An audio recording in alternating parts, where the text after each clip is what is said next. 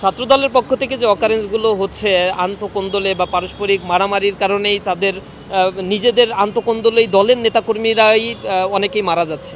তো এগুলো তো বর্তমান ছাত্র সমাজ প্রত্যাশা করে না। যে ছাত্র দল বা ছাত্র শিবিরের মধ্যে যে সংঘর্ষ বা আভ্যন্তরীণ মানে যে কোন্দলের বিষয়টা, এটা সোশ্যাল মিডিয়ায় বেশি দেখা যাচ্ছে। কার্যত বাংলাদেশের কোনো ক্যাম্পাসেই ছাত্র শিবির বা ছাত্র দলের মুখোমুখি সংঘর্ষের ঘটনাগুলো এগুলো তো এখনও পর্যন্ত রিমার্কেবল কোনো কিছুই ঘটে নাই।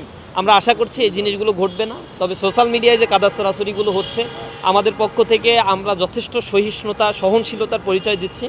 ছাত্রদলের পক্ষ থেকে যে অকারেন্সগুলো হচ্ছে আন্তঃকোন্দলে বা পারস্পরিক মারামারির কারণেই তাদের নিজেদের আন্তঃকোন্দলেই দলের নেতাকর্মীরাই অনেকেই মারা যাচ্ছে। তো এগুলো তো বর্তমান ছাত্র সমাজ প্রত্যাশা করে না।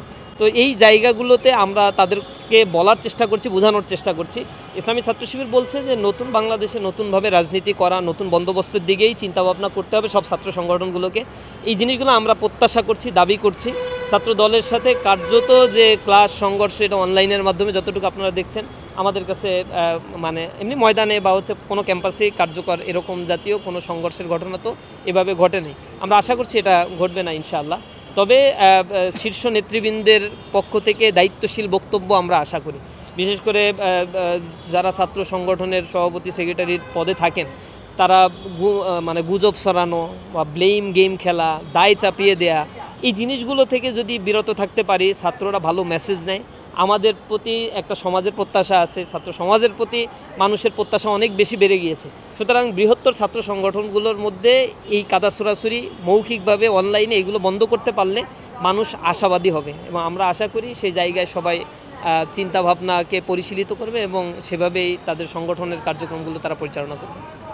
দেখেন, যে ঘটনাগুলো ঘটছে এগুলো মানে জুলাই বিপ্লবের আগেও ঘটতো। এই দেশের আইন শৃঙ্খলা পরিস্থিতি এর জন্য দায়ী। এটা একটা ছাত্র সংগঠন বা একাধিক ছাত্র সংগঠন ঐক্যবদ্ধ হলেই আইন শৃঙ্খলা পরিস্থিতি স্বাভাবিক হবে, বিষয়টা এমন নয়। প্রশাসনকে এ ব্যাপারে পদক্ষেপ নিতে হবে।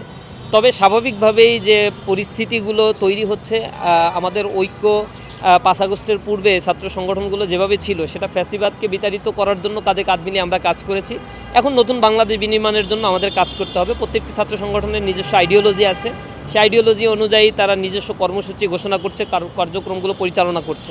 For more updates, follow us on Facebook, subscribe our YouTube channel, get the latest update on www.daily-sun.com.